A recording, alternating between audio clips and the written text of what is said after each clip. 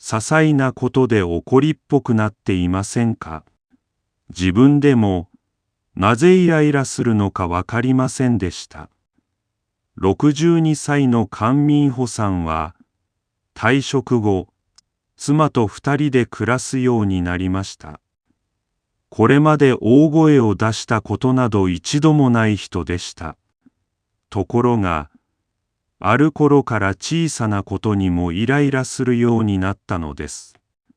妻狩りも今どこにあると聞いただけなのに、思わず声を荒げてしまいました。本人も驚きました。数日後には、運転中、前の車が少し発進するのが遅かっただけで、強い苛立ちがこみ上げてきました。最近、どうしてそんなに怒りっぽいの？妻にそう言われても、答えられませんでした。自分でも理由がわからなかったからです。こういう話を聞くたびに、単なる性格の問題ではない気がしていました。調べてみると、やはり体の中で起きている変化が感情に影響していました。本人も気づかないうちにホルモンや睡眠の状態が変わり、感情のコントロールが難しくなっていたのです。性格の問題だけではありませんでした。理由もなく怒りがこみ上げる。些細なことで過敏に反応してしまう。自分でもなぜなのかわからない。それは、意志や性格の問題ではない可能性があります。韓国本からソウル大学病院の健康情報によると、男性ホルモンが低下すると、感情を調整する神経伝達物質セロトニンの分泌も低下する可能性があるとされています。ホルモンの変化が感情に直接影響するのです。今日、この動画が必要な方がいます。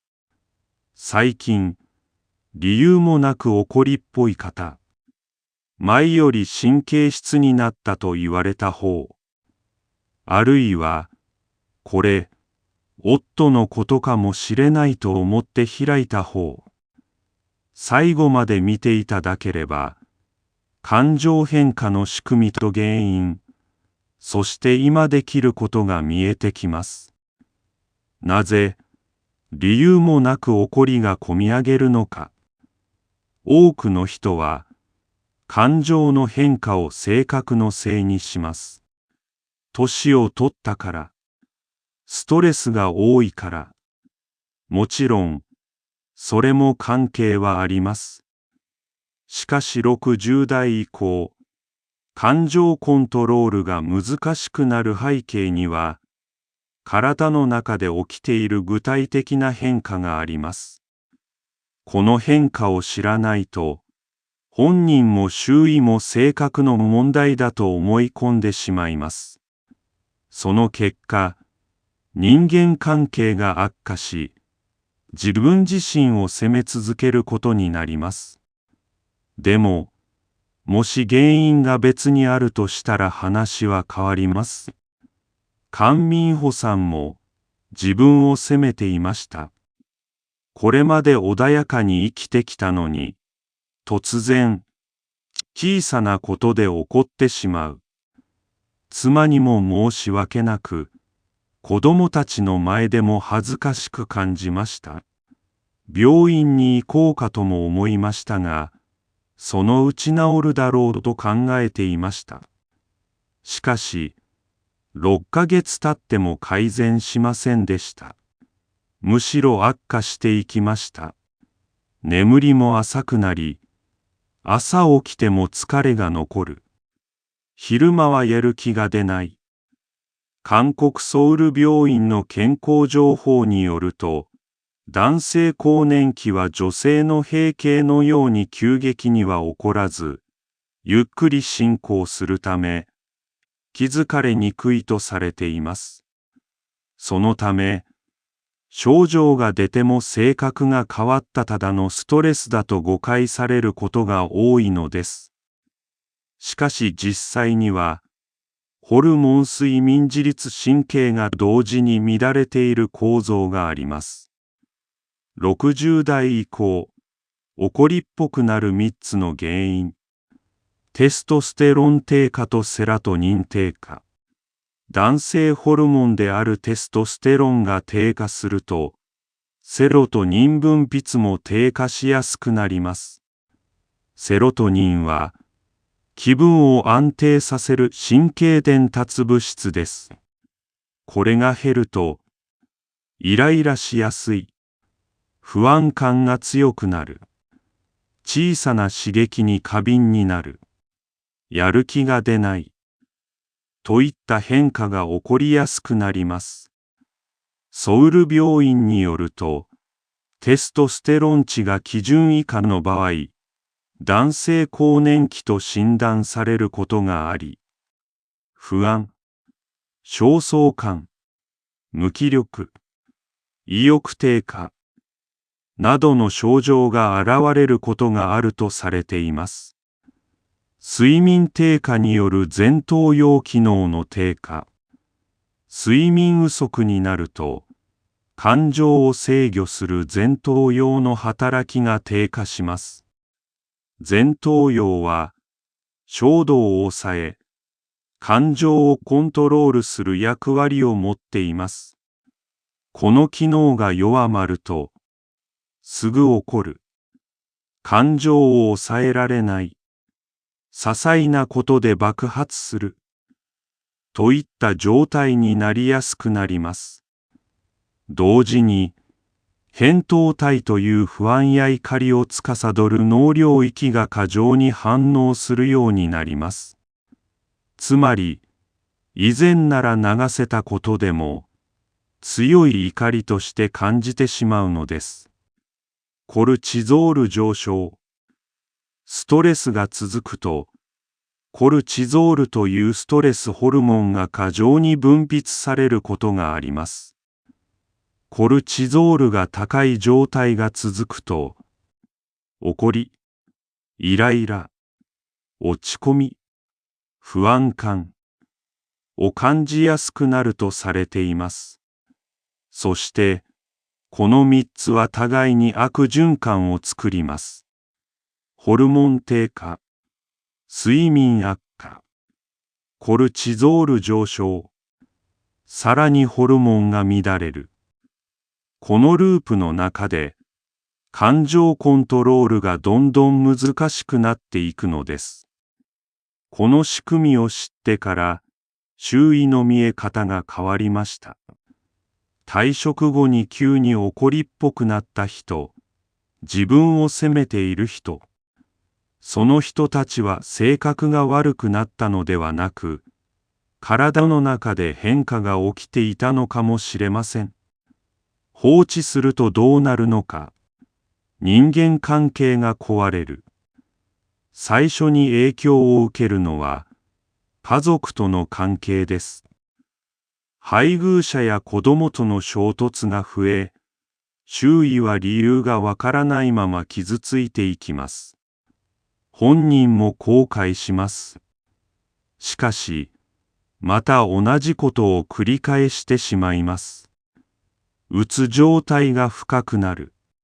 男性更年期では、イライラから始まり、無気力や抑うつへ進むことがあります。何もしたくない。外に出たくない。そんな状態に変わっていくこともあります。身体にも影響する。コルチゾールが高い状態が続くと、血圧への負担、免疫低下、慢性疲労、集中力低下などにもつながる可能性があります。感情の問題は、心だけの問題ではありません。今、何をすればいいのか。一度、専門医に相談する。最近、理由なく怒りっぽい。睡眠が悪い。やる気が出ない。疲れが抜けない。こうした状態が続くなら、泌尿器科、内分泌内科などでテストステロン値を確認する方法があります。血液検査で確認できます。感情変化や抑うつ感が強い場合は、心療内科精神科への相談も検討してください。生活習慣を整える。毎日30分歩く。週に13回の軽い筋トレ。就寝前のスマホを減らす。起床時間を固定する。こうした習慣が、睡眠やホルモンバランスの改善につながる可能性があります。ストレスをため込まない。軽い趣味や外出、会話、深呼吸などでも、ストレス軽減に役立つことがあります。一人で抱え込まないことが大切です。最後に、理由もなく怒りがこみ上げる。それは性格が悪くなったのではなく、男性ホルモン低下、セロトニン低下、睡眠悪化、コルチゾール上昇、こうした体の変化が背景にある可能性があります。大切なのは、根性で我慢することではありません。原因を知ることです。この動画を作りながら、一番気になったのは、多くの人が自分を責めていることでした。自分は嫌な人間になったと。でも、体の中で変化が起きていると知れば、見方は変わるかもしれません。今日の動画が、その第一歩になればと思います。官民補さんは今、以前より穏やかになりました。